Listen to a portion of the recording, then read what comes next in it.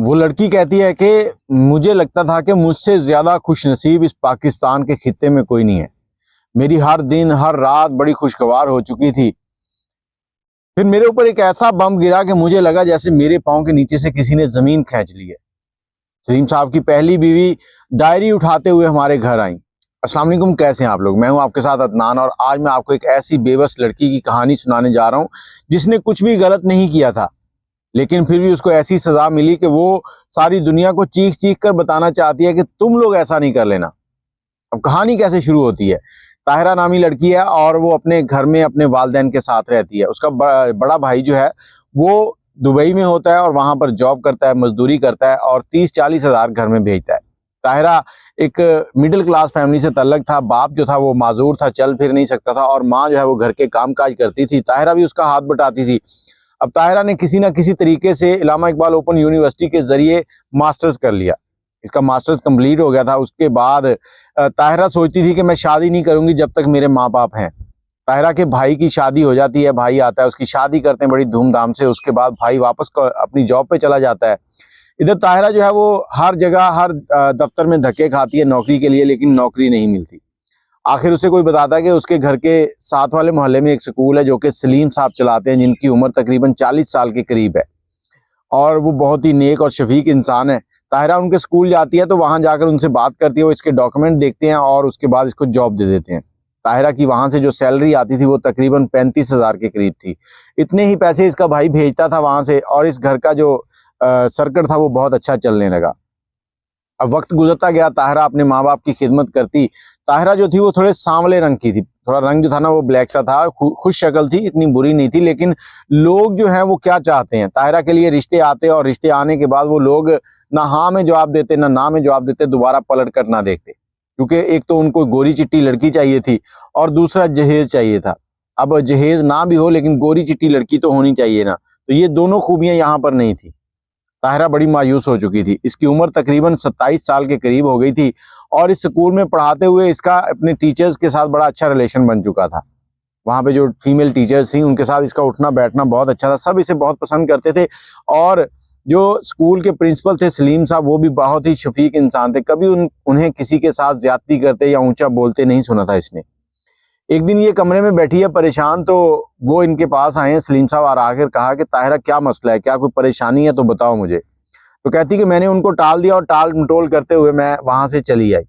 चंद दिन और गुजरे तो फिर दोबारा मेरे पास आए और वो कहते कि देखें ताहिरा, मैं आपसे पूछ रहा हूँ कि कोई परेशानी है तो मुझे बताओ, हो सकता है मैं उसका कोई हल निकाल दूं, क्योंकि अगर आप परेशान है तो इसका हर्ज जो है ना वो मेरे स्कूल के बच्चों की तालीम पर होगा। आप अगर परेशान है तो आप बच्चों को प्रॉपर पढ़ा नहीं सकेंगे। तो ताहिरा कहती है कि मुझे पता नहीं क्या हुआ, एकदम से मैंने उनको अपनी सारी दास्तान सुना डाली कि हमारे घर में मेरे माँ बाप हैं इस तरह से और मेरे रिश्ते आते हैं जो कि लोग जो है ना वो ना इनकार करते हैं ना इकरार करते हैं और वापस चले जाते हैं। मेरी अम्मी अब्बू परेशान है, मैं इसी वजह से एक अजीब सी कैफियत का शिकार होती जा रही हूँ, मैं जहनी मरीज बनती जा रही हूँ।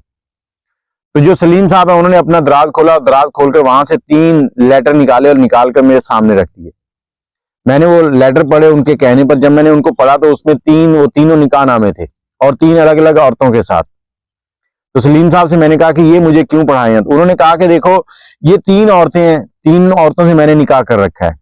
3 औरतों में से जो पहली शादी है वो मेरे वालिदैन ने की थी। 2 औरतें वो हैं जो कि तुम्हारी तरह कुछ मामलात का शिकार थी, उनसे मैंने शादी कर रखी और उनकी किफालत कर रहा हूं।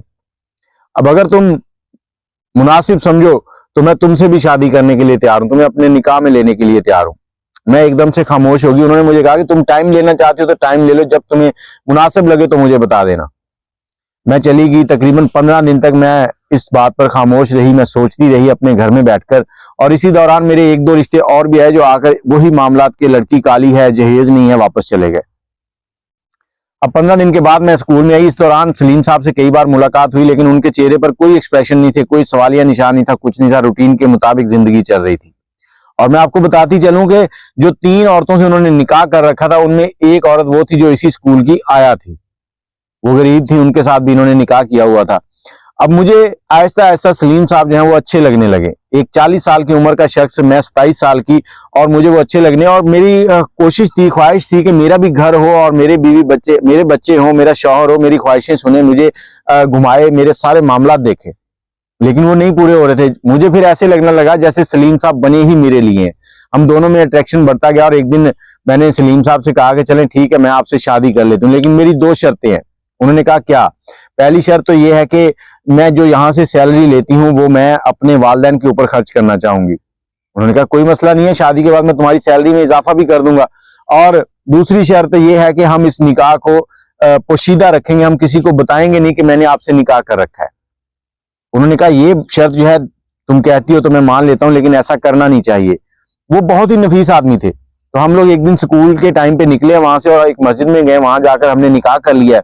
निकाह खां ने रजिस्टर के ऊपर निकाह दर्ज किया और उसकी एक कॉपी हमें दे दी। उन्होंने कहा ये आप नादरा में इसका अंदराज करा दीजिएगा। हम बाहर निकले हैं तो मैंने उनसे कहा कि इसका अंदराज नहीं करवाना, पोशीदा भी रखना है और अंदराज भी नहीं करवाना। तो उन्होंने बहुत इसरार किया लेकिन मैं नहीं मानी। तो उन्होंने कॉपी मुझे दे दी। उन्होंने कहा कि जब तुम्हारा दिल करे इसको आप दूसरों के सामने जाहिर कर देना। और दूसरी तरफ मैं ये चाह रही थी कि जो मैंने काम कर लिया है मैं इसको तजुर्बा करना चाह रही थी, क्योंकि अगर मैं अपने घर पे बात करती मेरे वालिदैन इस पे जरूर एतराज करते कि एक 40-45 साल का शख्स जो पहले से 3 औरतों के निकाह में है और तुम उसके साथ शादी करने जा रही हो, तो मुझे बड़ी बातें सुननी पड़ती। मैं इस चीज से डर रही थी और न जाने मैंने क्यों ये गलती कर ली। मैंने वो निकाहनामा जो है वो घर में लाकर अलमारी में रख दिया। अब उसके बाद वक्त गुजरता गया, भाई और भाभी जो है वो भी खुशहाल थे। भाई और भाभी की जिंदगी जो है वो भी अच्छी चल रही थी और मेरी जिंदगी इतनी खूबसूरत हो चुकी थी कि मैं समझती थी कि मुझसे ज्यादा खुश नसीब इस दुनिया में कोई औरत नहीं है, क्योंकि सलीम साहब इतने शफीक और नेक इंसान थे। मेरा उनके साथ 2.5 साल तक तल्लक रहा और इस तल्लक के दौरान उन्होंने एक बार भी मुझे किसी वजह से इरिटेट नहीं किया। वो हमेशा एक अच्छे इखलाक के साथ पेश आते। हम स्कूल में होते, जब कभी हमें आपस में मिल बैठना होता तो हम स्कूल टाइम में ही निकलते। सलीम साहब का एक मकान था, वहां जाते, टाइम स्पेंड करते और छुट्टी के वक्त हम स्कूल आते, वहां से मैं घर आ जाती। सलीम साहब फिर इस दौरान कई बार मुझे कह चुके थे कि तुम इस निकाह को सबके सामने रखो, क्योंकि ये गलत है, कल को कोई मसला हो गया तो तुम्हारे लिए परेशानी हो जाएगी। मैं खामोश थी। मैंने कहा अच्छा मैं करती हूँ कुछ। तो एक दिन मैंने घर जाके अपनी अम्मी के पास बैठी उनके पांव दबाने शुरू किए। तो मैं उनके पांव दबा रही थी, अभी बताना ही चाह रही थी कि मैंने ये काम किया है, तो लेकिन मेरी हिम्मत नहीं हो सकी। अभी मेरी हिम्मत नहीं हुई तो मैं वहां से उठी, अपने कमरे में चली गई हूँ, फिर सो गई हूँ। कुछ दिन और गुजरे तो मुझे एक दिन चक्कर आए और वोमिटिंग सी हुई। मैं डॉक्टर के पास गई हूँ, टेस्ट करवाए तो डॉक्टर ने कहा कि आप उम्मीद से हैं, आप प्रेगनेंसी में हैं। मैं बड़ी खुश हुई, सलीम साहब को भी मैंने बताया। उन्होंने कहा अब वक्त आ गया है कि तुम अपने घर पे ये सारी बात बता दो। मैं उनको बताने के बाद घर गई। मैंने सोचा कि रात को सबको बताऊंगी। रात के वक्त मैंने अपनी भाभी को, अपने अब्बू को और अपनी अम्मी को पास बिठाया और उनसे बातें करने लगी, उनका एक माइंड बनाने लगी। मैंने उनसे कहा कि मैं आपसे एक ऐसी बात करना चाहती हूँ कि जिसके बारे में शायद आपको लगे कि गलत है, लेकिन मैंने कुछ गलत नहीं किया, लेकिन कुछ ऐसा कर लिया है कि जो बिना बताए कर लिया है।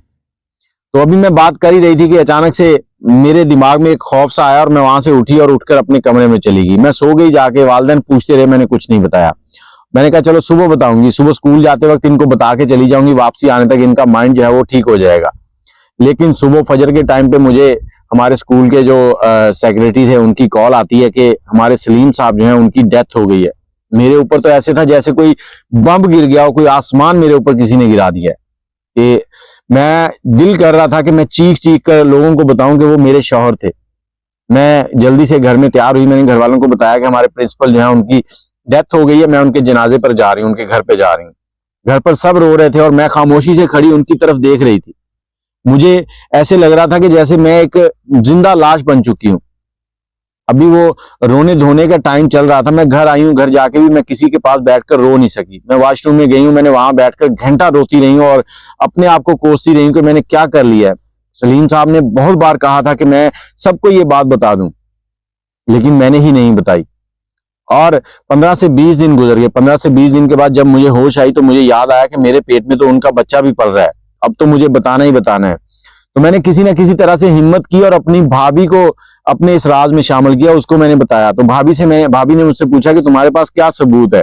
तो मैंने उन्हें बताया कि मेरे पास निकाह नामे की कॉपी है और जो अलमारी में पड़ी है। तो भाभी ने कहा फिर तो कोई मसला ही नहीं है। अब 3-4 दिन गुजरे तो एक दिन अचानक भाई जो है वो घर आए हैं। तो मैं बड़ी हैरान हुई। भाई से मैंने मुलाकात की है, लेकिन भाई ने बड़े अजीब से तरीके से मेरे साथ बात की। अब शाम को सारे इकट्ठे बैठे हैं भाई और सब मेरी तरफ देख रहे हैं। भाई ने मुझे सवालिया नजरों से देखा, मुझे लगा ये मुझे कुछ पूछना चाहते हैं। तो मैंने सारा माजरा उनको सुनाया और मैंने उनको कहा कि मैं भाभी को पहले बता चुकी हूँ।